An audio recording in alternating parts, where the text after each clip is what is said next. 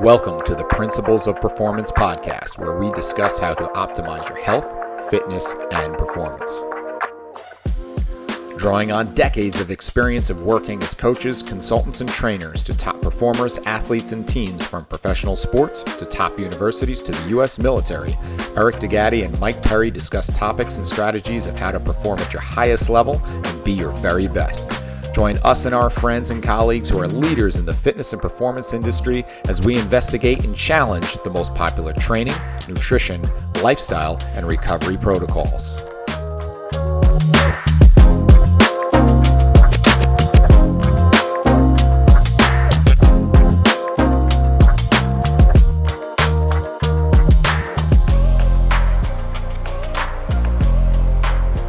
Here we go. Welcome to the Principles of Performance podcast. My name is Eric DeGatti, along with my good buddy, Michael Perry. Mike, how are we doing today? Eric, I'm doing well. How are you today, sir? I'm good. We're going to talk about a topic today in programming that not a lot of people talk about. It's in terms of how your actual facility is designed. Now, sometimes you get to pick this, sometimes you don't. In your case, Mike, we're going to talk a lot about skill strength, your place up in Massachusetts. And in my case, I don't have that liberty, whether it's a space that I rent when I see private clients or whether I'm going to schools. I'll talk about, considerations for team settings and what you got to consider there. But, tell us a little bit about skill of strength, kind of how that came about and what your mindset was kind of putting that together, in terms of the facility layout. I'm a former facility owner of my own. I'll kind of talk about, my experience, but I want to hear about skill strength and kind of what your thought was in terms of putting that together. Absolutely. So when we initially opened where we currently are, we only had about 3,000 square feet. Currently, we're at about 7,500, but we knew that we wanted to basically offer group training programs for adults. That was one of the things that we wanted to focus on. And we'll get to the reasons why in a second here. But we knew a couple things. One, we needed some racks, we needed some kettlebells, and we needed some space. That was really what it started off with. And I wasn't necessarily thinking at first that, hey, we're going to lay this out in a systematic way so we can create a flow and we can move our clientele through in a systematic fashion. And eventually we were able to do that because we made mistakes along the way, but we also learned a lot as well. So I think one of the things we knew that we needed was open space because, with the way that we teach, we spend a lot of time, teaching and educating our clients about soft tissue, about breathing, about just, movement in general. And when it comes to the way that we prep and train, we knew that open space was really at a premium, right? Because we needed that. That was a big part of what we wanted to offer. And we're not going to be that type of gym that just has rows of treadmills and bikes and rowers. We do have those things, but we knew that open space was important because it could be a space that we could use for various different things. So we knew that first we wanted an open space and we wanted turf because being a kettlebell guy, doing a bunch of swings and get ups on like a nice turf is a little bit better than a really, really hard floor. But also we do work with a lot of field and court athletes and having turf is just nice. And to be honest, 10 years ago, almost 11 years ago when we opened, a lot of people didn't even have turf because it was just starting to happen.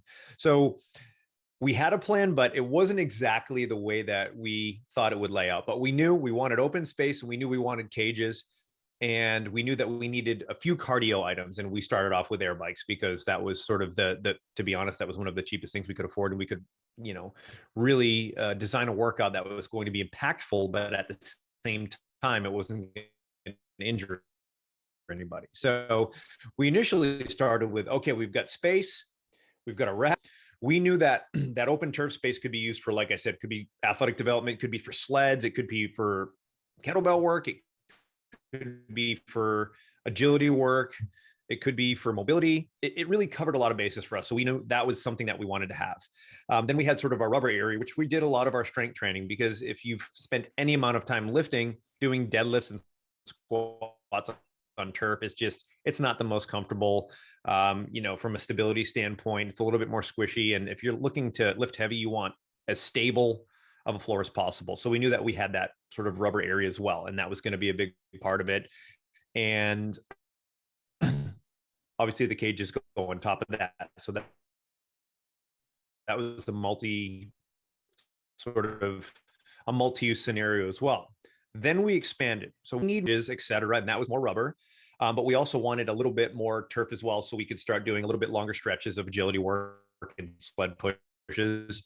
But we also added a medicine ball wall too. And the reason why we wanted to add in that medicine ball wall was so we could do rotational throws with med balls. But at the same time, you can use that open wall for various exercises like wall sides or wall sits or hack squats, etc. So we knew that we still had to allow us to program different things in the specific areas, because as we know, certain exercises do well in open space, certain exercises you need a cage. So eventually what ended up happening is we really had three areas that we would do things on. We'd have our turf area, what was wide open. We have sort of our platform area, which is wide open. And then we had our cage area, which it's wide open in the sense that there is space, but it's not free space, because in the cages, you're going to be doing your pull-ups, you're going to be doing your bench, you're going to be doing all of those other exercises that involve a cage. So what ended up really happening down the road is we realized, wow, we have these sort of three main locations within our gym. And when we start to design our programs now, we have to choose what exercises are going to occupy what space, and to make sure that we don't crowd too many areas. Like, I made the mistake early on. Oh, wait a minute.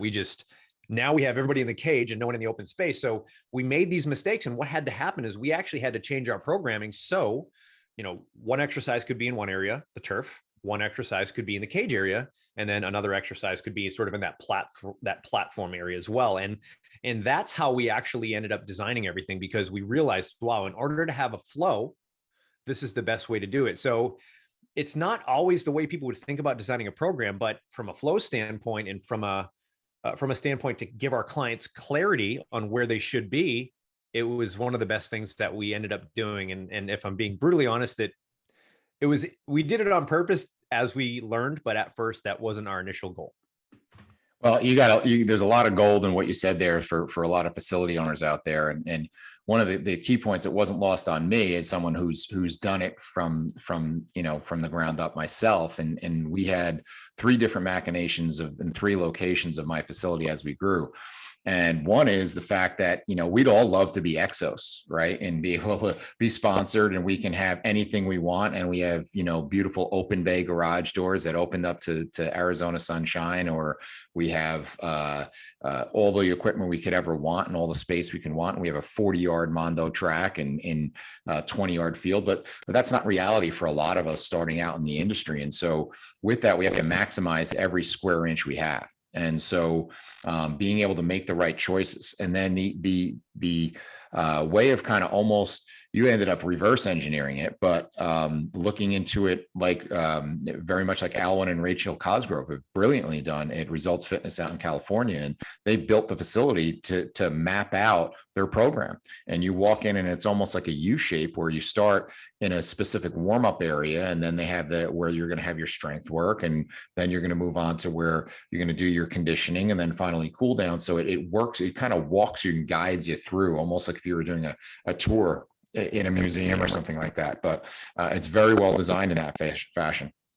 And then also understand that if we try to cram in too much, right? If we say, well, I want to have turf space. Well, if you don't have probably at least a good 10 yards worth of space, and probably at least a minimum of 12 to 15 feet of width, that's going to be a problem, because you're not going to really be able to get a whole lot done. Because once you figure out that you got the sled loaded up, you're going to get 3 steps out of it, and then you're done. And you realize it's not going to really be productive. So that's a consideration there. And I always remember a story when I was starting out. I knew a guy who actually hired Charles Poliquin to design his facility locally. And the facility was really cool. The problem was it didn't match his clientele. The one thing you said there is, we said, you wanted to have an adult group fitness there. So this guy had this awesome facility that had like heavy chains and glute ham benches and reverse hypers and all that stuff. But he was training like stay-at-home moms and accountants. Like, when's the last time you put your accountant on a glute ham bench? It's an awesome thing. I just used it with some college kids earlier today, but like, I'm not using that with the average Joes in adult group fitness. So you got to plan your equipment accordingly, or you're going to end up wasting a lot of money in space. And then the other thing with equipment that I deal with, especially at the high school level, is when we get into a weight room where we make the mistake of having a piece that's a single use piece or a single user piece. So a single use piece is a glute ham bench, right? You can do a couple different things off it, right? But if you take the seated tricep machine, you're pretty limited on what you can do. And so you're dropping, $3,000 to $5,000 on a machine that only does one thing. And so if I can get a squat rack or a power rack where I can do 100 different things in it, I'm going to get a lot more back for my dollar and for my space. Then the other thing to factor in is an example. We'll go back to the glute ham bench, an amazing piece of equipment. But if I'm in a high school and I have one of them and I got 40 kids in a weight room, tell me how I program that, right? Without having a line of 30 kids wasting time and taking up space.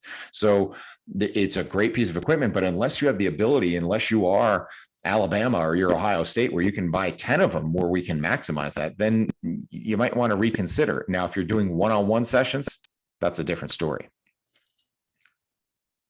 Yeah, I think, and I've made this mistake as well. We tend to buy the equipment that looks cool and we think is going to be useful for our gym, but a lot of the time it just takes up space, or that's where we put our coffee or our folders, or that's where we hang our mini bands.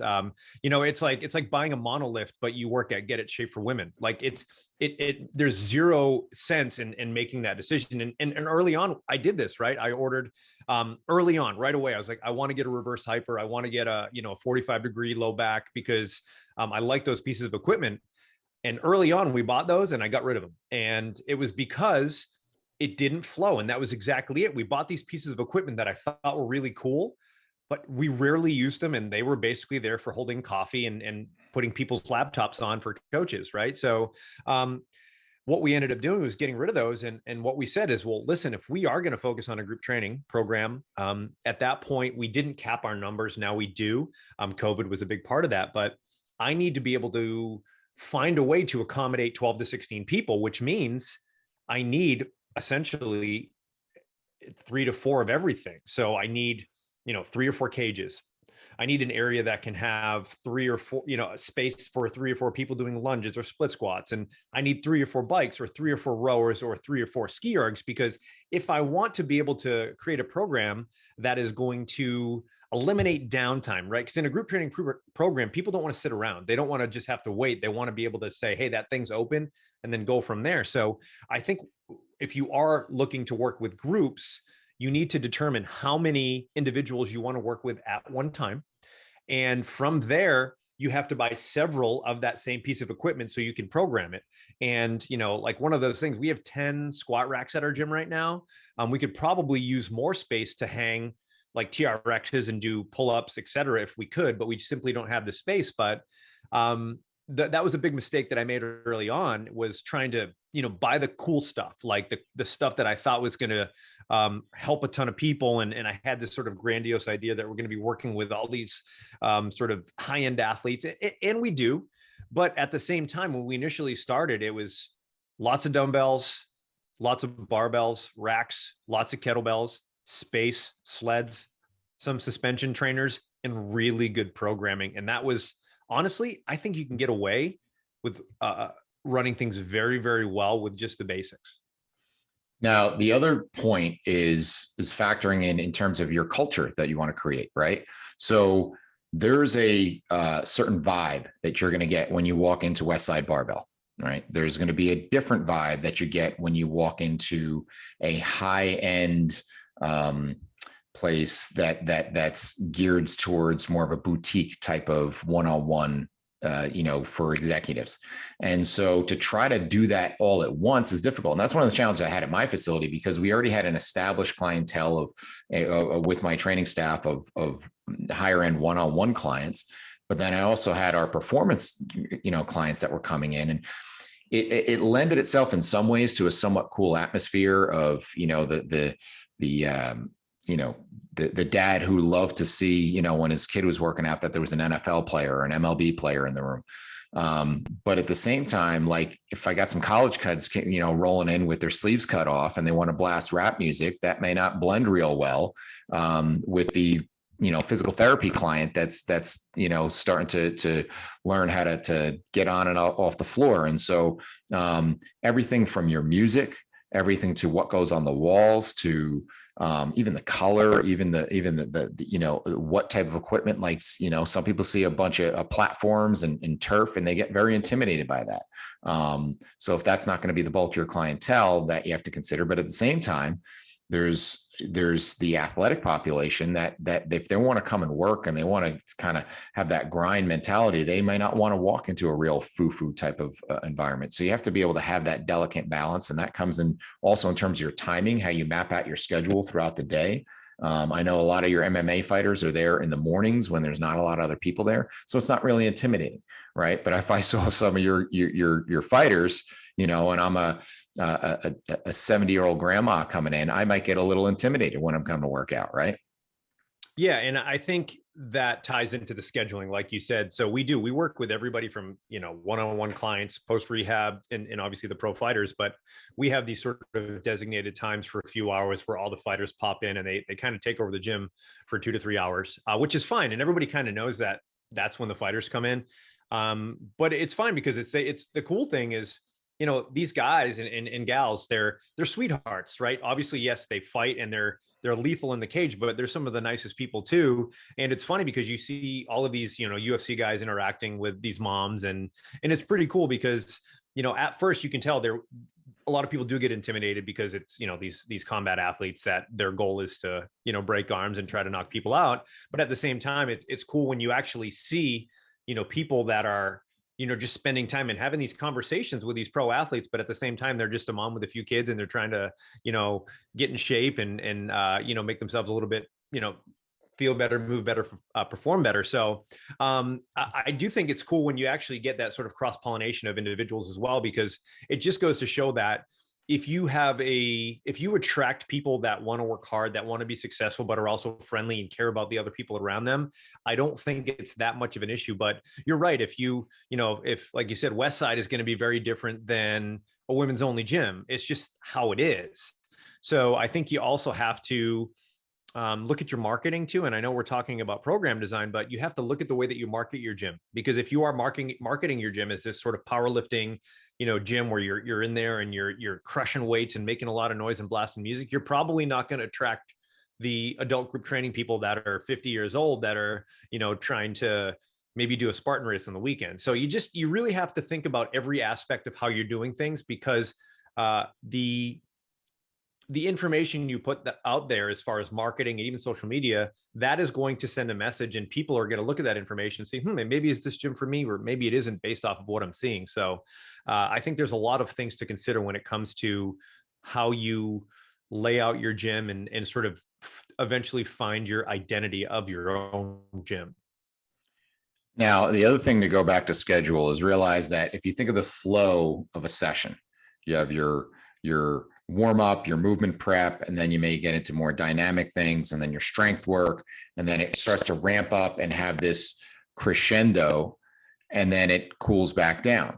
And so if you think about that and how your sessions may overlap, right? So whether it's one-on-one or a group, if how your sessions overlap, if one group is coming in to warm up while another group is at their peak, or another group is trying to cool down, that makes for some challenging dynamics as well. So if we look at it from the culture ambiance type of thing, so if I'm going to go, in my high end of my routine, I'm going with heavy squats and deadlifts or something like that, I don't necessarily want Yanni music on, right, and waterfalls in the background, right? I want a little bit more high energy atmosphere, where at the same time, if I'm trying to cool down and do some breathing and some more meditative type mobility work, well, then I don't want AC/DC blasting it at 10 in my ear. So that has to be a consideration in terms of, you have certain spaces within your place. Like in my facility, we had a couple different versions of it, but we had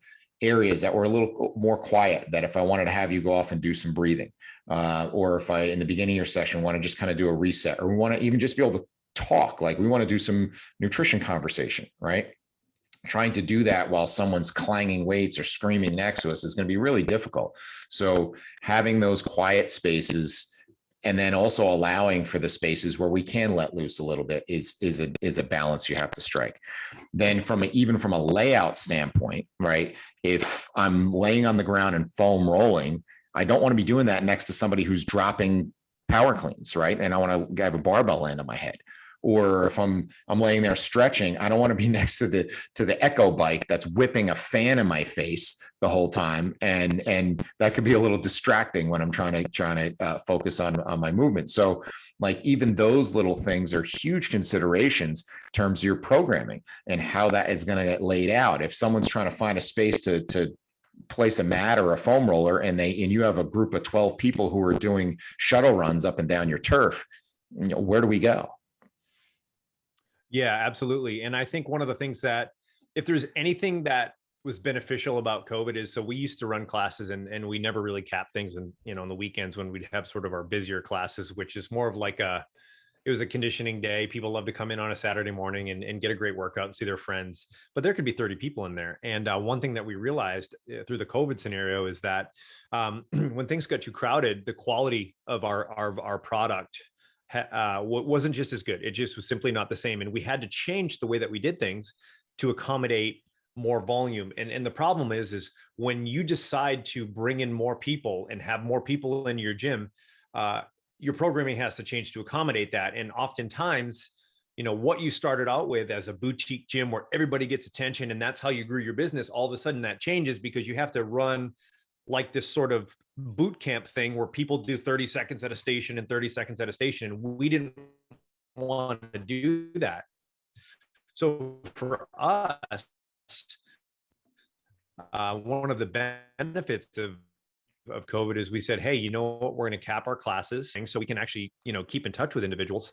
But it allowed us to manage the flow and manage the amount of people at the gym at the same time. Because, if we've got 12 people in a class, that's where we cap it. And we've got 6 coaches doing personal training. Well, there we go. We're right at 18. And then if we have another 10 or 15 spots for open gym, it gets a little crowded. So we try to limit the total amount of people in the gym at once, so everybody has space to do things. And the only times that we really tend to run into a little bit of traffic is those transition times from like a class is getting over and a class is starting.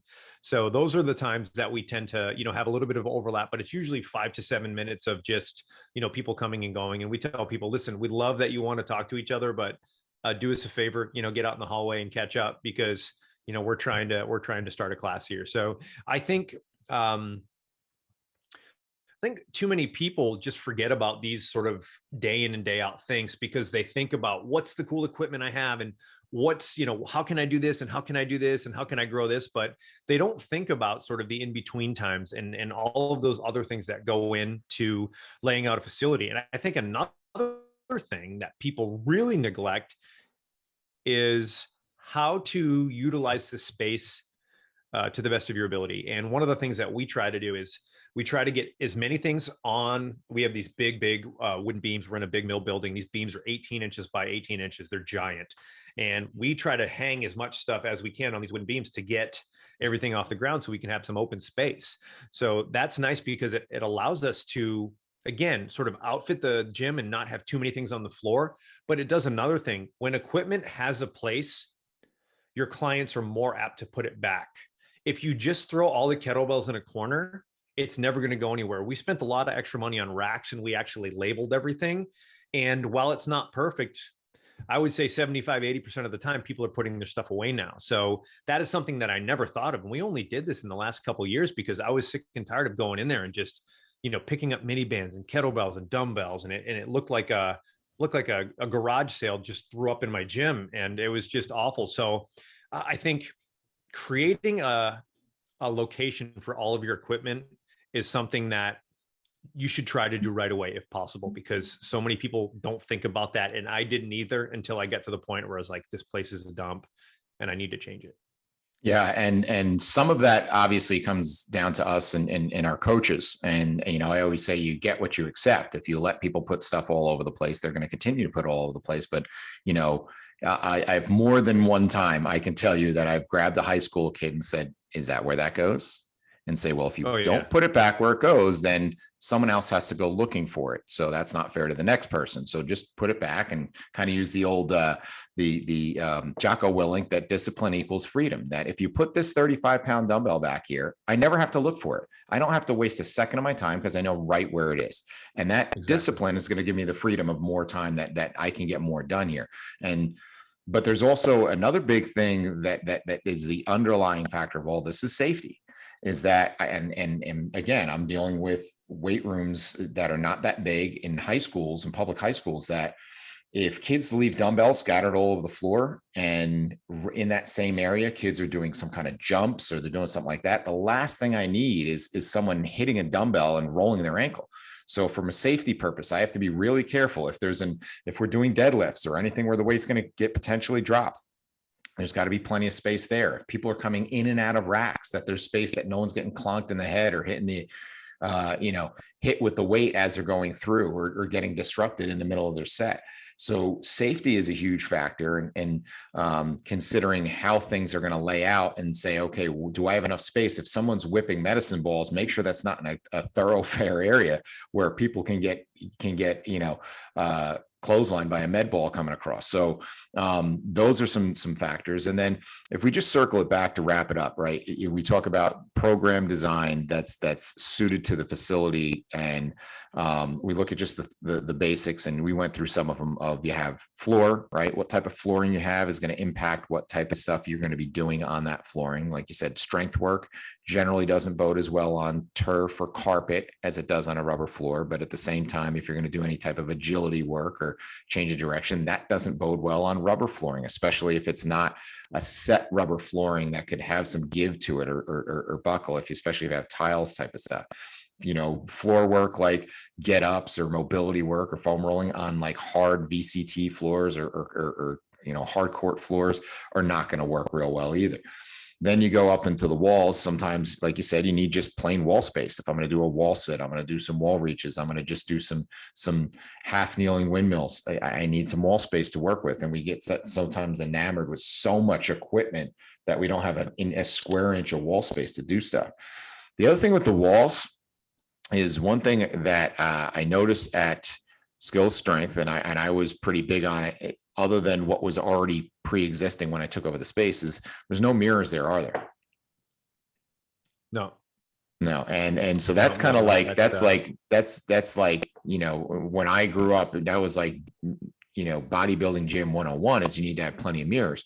And so obviously that's going to be impacted by who your audience is, but mirrors can either be a help or a hindrance when it comes to movement, right? When it comes to trying to teach and coach, that if you're reliant on looking in the mirror, then that's going to become an issue in learning good, authentic movement.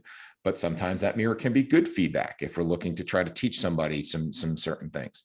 And then everybody knows that bicep curls work better when you look in a mirror. They just do. Science, science 101, man. I don't argue with it. You can't argue with the data. And so I have my college and high school kids come in. If they got bicep curls at the end of their workout, you could be damn sure that one little mirror that I have in the gym, they're going to find it and do it in front of there. So you have all those different elements that you have to consider. And then something that you also brought up is distractions, right? I know what you have to deal with in your space is the way it opens up kind of in a commercial building is you have people walking by in the windows all the time. And, sometimes you're the fish in the aquarium, right? And you got people stopping and looking at you. Is that a distraction to someone's workout? If I got someone, that's going to be a distraction, or even if you have a bunch of TVs, and is that going to be a distraction if whether it's people's focus within the workout or people are just not paying attention and they could end up getting hurt? That is, some considerations. Even I know in my high school weight rooms, I have a policy of no headphones because it's number one, it's a safety issue. Because if somebody drops a weight and I have to yell across the room, I need you to be able to hear that. Or if you're doing something really wrong, I need you to shout across the room so you can be able to hear that. So in terms of distractions, we have to also consider that what's going on. Is there too much noise, whether it's TVs, whether it's outside people walking in or out? Distractions are something we need to minimize from a programming standpoint, so it doesn't break up your flow. Like you said, you got a bunch of people hanging out after class and other people are trying to do their thing. That creates a problem.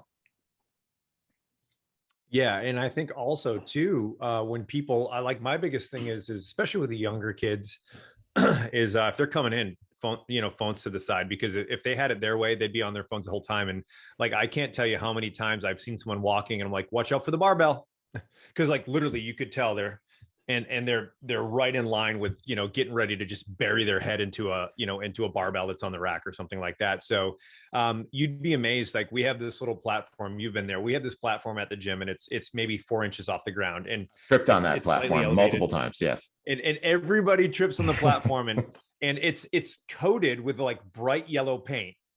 And like, I don't know what else we need to do, like put like LED lights with like strobes on it or something, but I can't tell you how many people trip over that on a daily basis. And I'm like, it's bright yellow. But again, it's just weird because it's just little change in grade. I mean, people do it all the time. And and again, if I didn't have a choice, because the landlords wanted to dampen some of the sound in the building. So they actually said, we're going to build this platform for you. But I can't tell you how many times, man, you gotta, I've seen people trip on that. And honestly, I hate to say it, but a lot of people are not aware of their surroundings in general. And if things are hanging all the way around the gym, and you've got, like, we do a lot of our grip training with our fighters. We've got a bunch of stuff, like, different types of grips they can hang off of. And I can't tell you how many times people just doop, doop, doop, doop, wham. It's just like, really, like, pick your head up. We've all seen the viral videos of someone walking down the street in New York and they smashed their head on like a crosswalk sign because they're just not paying attention. But I mean, distractions are huge. And I would say the biggest culprit is cell phones, because, Yeah. God forbid you miss someone's post, or, a text message or a phone call. And I get it. Like, I understand if you're a parent and you need to keep in touch with your kids or whatever, that's fine. But I mean, most of the time it's people on Instagram, or, doing selfies and posting them on TikTok and stuff like that. So, I always tell people, just pay attention, because again, if you walk into, if you walk into a barbell and you get yourself right in the forehead, it's not going to go well. And disclaimer: I was probably on my phone every time I did trip over that lip there. That's fine. That's fine. So I wasn't doing selfies though. I was probably looking up something very, very important. Very important. Very important. Yes, I was doing research on old Soviet programming methods and translating. That's what I was doing. So that's a lot to consider. We've been talking for a while about just the facility, and it's something that, a lot of program, articles and courses and so forth. It's about reps and sets, and yeah, that stuff's important, but like, it doesn't matter if you don't have it figured out. Yesterday I started with a new high school, and realized very quickly that I goofed up, that I had assumed that they had the equipment that I needed, and they didn't, and had to make some changes on the fly. And so because of that, we had to we have to kind of make adjustments, because of it just didn't suit when I had 35 kids in a weight room to do what I needed it to do. So that all being said, that's going to start wrapping up this episode. So we do want to talk a little bit about, just real quick, we are our own sponsor right now with Principles of Program Design, which is our course. And basically it's a course designed for coaches, personal trainers, physical therapists, anybody who basically uses exercise as their modality for improvement. You need to be able to answer some questions, and we're going to question everything from how you go about making decisions in those programs, and how you go and execute those things. And at the end of it all, we're hopefully going to make you think a little bit and say, well, I never considered that. I didn't think about that, or that's a very different way of looking at things. And so we're not necessarily telling you, here's how many reps and here's how many sets. We're going to tell you how you come about those decisions on your own. And so it's not so much giving you the fish as we are teaching you how to fish. And so on that front, if there's anything you want to add to that, Mike?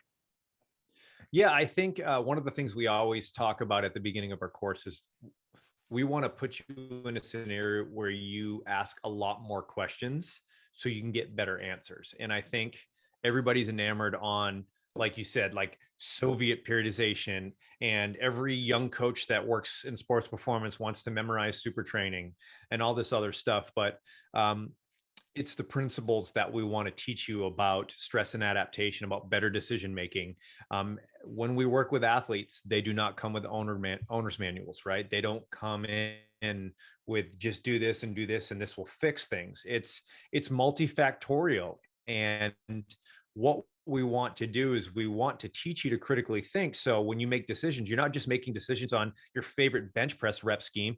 You're thinking about, well, what is this person, what is their lifestyle? What are their habits? How is their sleep? How is their hydration? What is their previous training history? There's so many things to consider before we go to the Excel spreadsheet and make the fanciest program.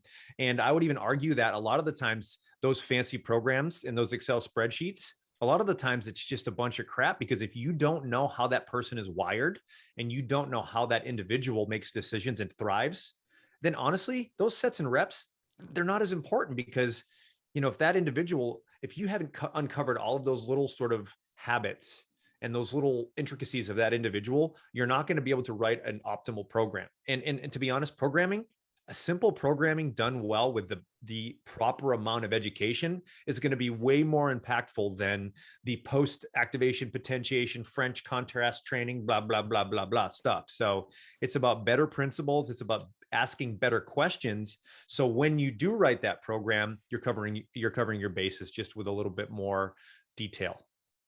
Awesome. Well, we have an online version of the course as well as a live course. Our next live course is September 24th at Perform Better headquarters in Providence, Rhode Island. We hope you can join us. If not, check us out at principlesofprogramdesign.com. You can also follow us on all of the social medias. Just look up Principles of Program Design or Coach Mike Perry or myself, Eric DeGatti. We want to thank you for listening, and we'll see you next time.